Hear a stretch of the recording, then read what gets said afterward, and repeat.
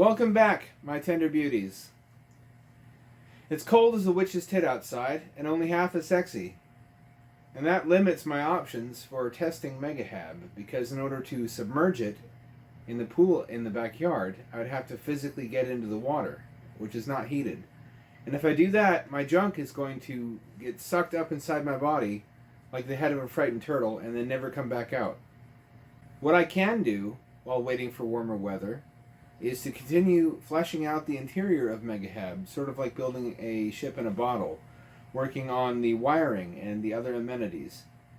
To that end, sort of as an exercise to prototype the wiring for Megahab, I got the idea to work on a often requested side project, even more frequently than the floating city of Hambunker. I'm speaking, of course, of a subterranean Hambunker. As you could see in the diagram, Hambunker will consist of 2 floors below ground level and a single floor above ground level, with webcams streaming live video 24/7 to its own dedicated Twitch channel at twitch.tv/Hambunker. You can go check it out if you want and sub ahead of time, but it's really just there for testing purposes currently. Eventually it's going to show, at the very least, live views of both subterranean levels of the bunker, and perhaps eventually a live view of the above ground chamber as well, which is where the food and water will be, as well as the litter. I'm going to put some work into potty training them fairly soon, as that will not only make waste handling in Megahab easier and the underwater habitats in general, but also simplify the cleaning issues for Hambunker.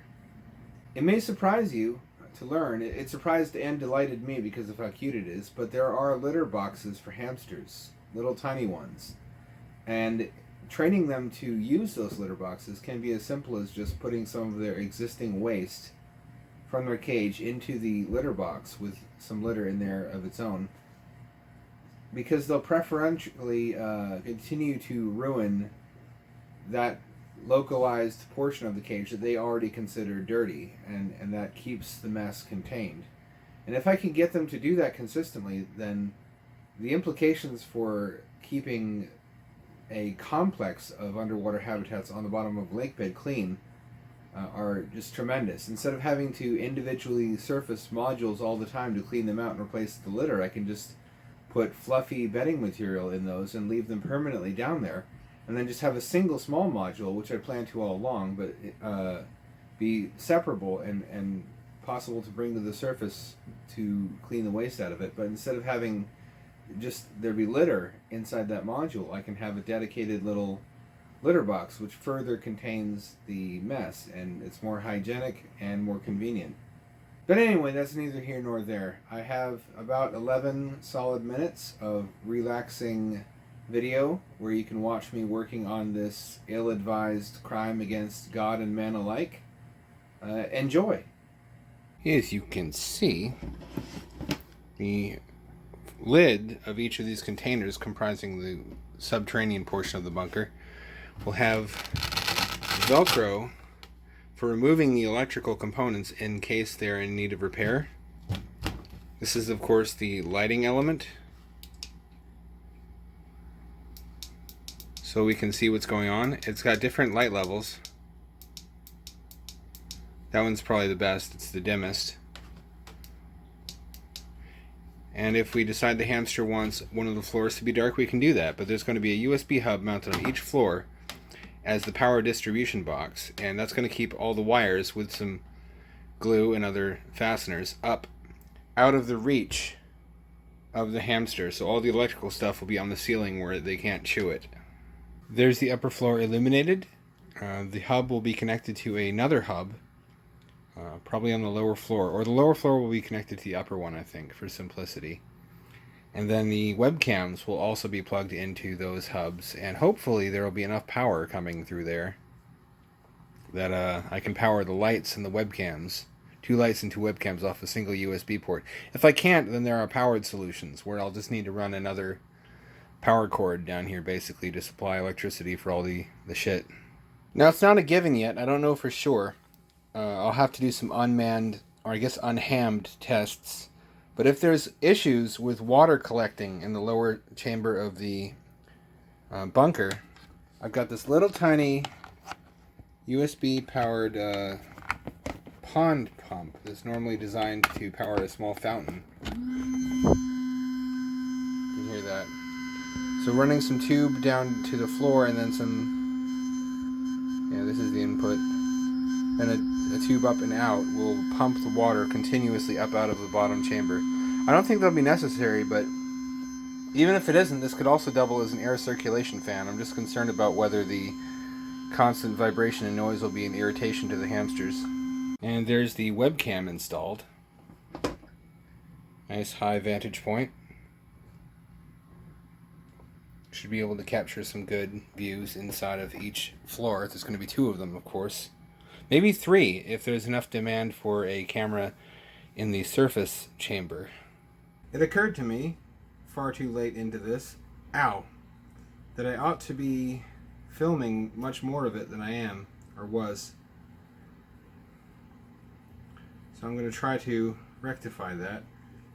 You're going to see a lot of work that was already done without being filmed, and I know you guys really like to see the step-by-step of it, so that's on me. I'm going to try to document this more.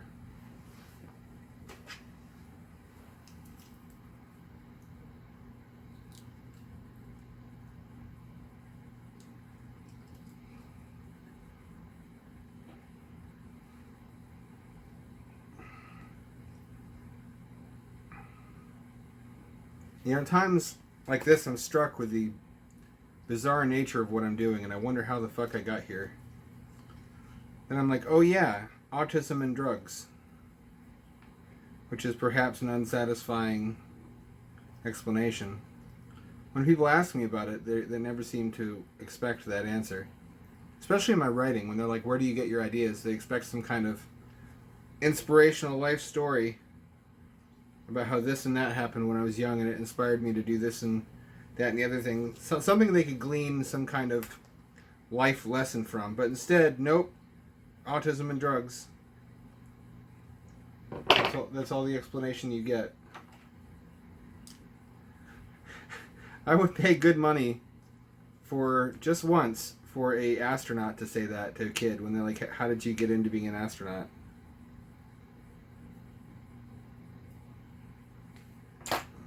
Well, I cut myself and I'm bleeding. It's not a fucking project if I don't cut myself. Just gonna ignore it.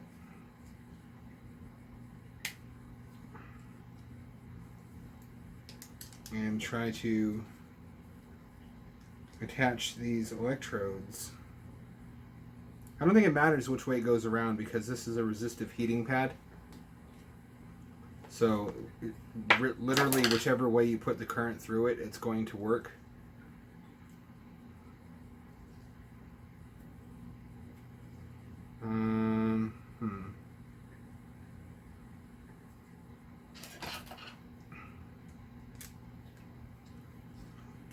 Let me get one of these in first, and then I'll worry about the other one.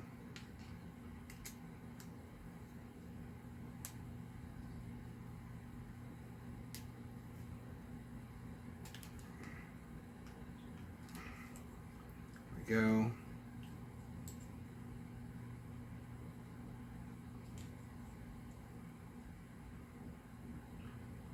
Get this fucker in here.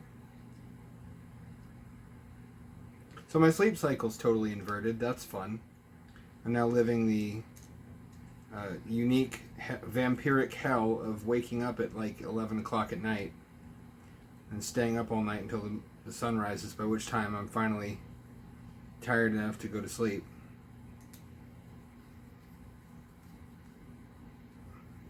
I'm going to apply a little bit of silicone here because in my experience these things shock the fuck out of me if I don't seal them with a little bit of silicone to repair any damage I did to the cord insulation, which I don't know if you can see.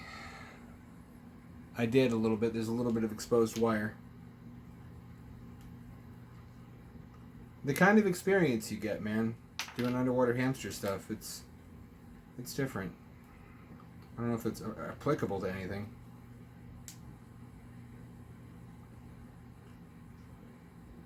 I feel like in kindergarten when they're saying you can do anything if you follow your dreams, if I told them this is what I was going to do, they probably would have been like, no, okay, forget what I said.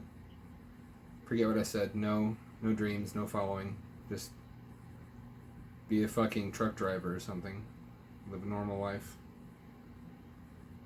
None of that hamster shit now. Here we go.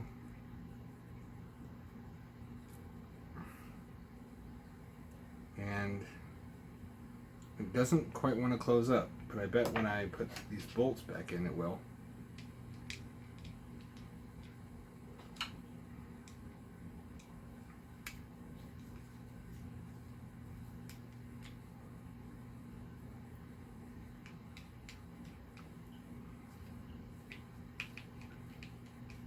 Yep. Where'd the other one go? Here we go. What am I doing? Hold on. Somehow during that process I forgot the entire point of what I was doing was to thread this cable through here, and that's why I needed to remove the fucking plug in the first place. So now that's done and I can just redo everything you just watched me do. Okay, there it is, redone. However, I got little residual amounts of silicone grease everywhere during the reapplication, which may have inhibited the conductivity somewhat at the points of contact. I don't really know if this is going to work or not until I let it dry out and then plug it in to try it. So I'm going to go wash my hands and swear a lot. Now let's see if I can get some of this shit onto here so no water can get in without getting more of it on my fingers.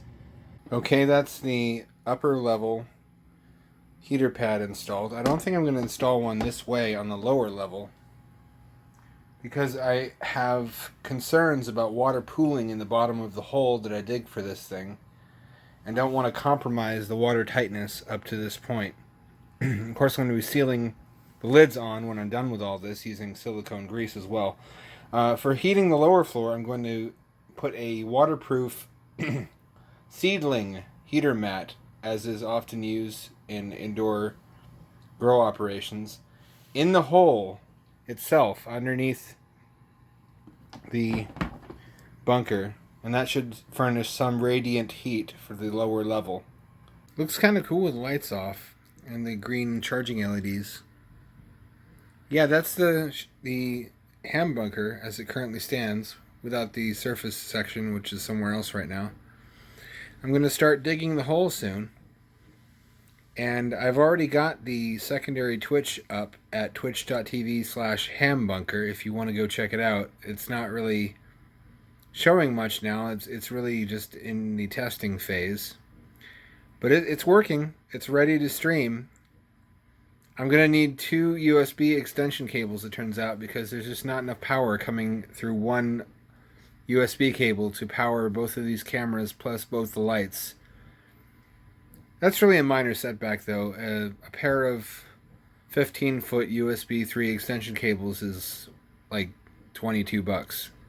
I should have that by next time, and hopefully I should have the whole thing buried and already be streaming by the time the next video rolls around. Having done the wiring for Hambunker, I can now adapt the same setup for MegaHab without concern that I'm going to drill holes in the wrong place and ruin something that's going to be expensive to replace later.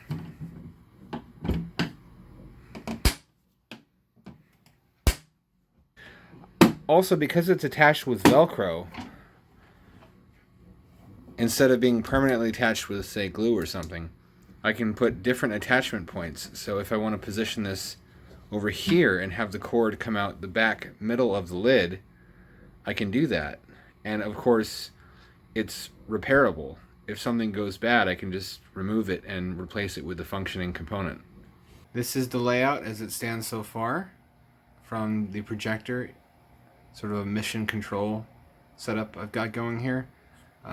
No feed on the top because it turns out I can't power 2 webcams from a single USB cable. I'll have to buy more of those. I think I mentioned that. But there's going to be subfloor 1 up here and then subfloor 2 down here, and then eventually, if I get a third webcam, the surface chamber will have its own feed over here on the right side. That's all for this time. Hope it's been interesting. This is kind of an exciting little project. It's much simpler doing stuff underground than underwater, which is why this is progressing so much more rapidly than any of the underwater habitat projects. You don't have to engineer nearly to the same spec. It should only be a 2-video project. The hardest part's actually going to be just digging the damn hole to put it in. Not to worry, it's not going to take away from MegaHab or the underwater project, which is still the main focus. It's more of an exercise that is going to inform and enrich my underwater efforts.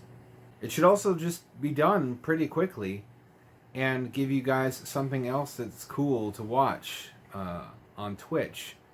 I'm going to host the Hambunker channel on the main Hampture channel from time to time. I'm not going to game on that one. I'm still going to game on the regular Hampture channel.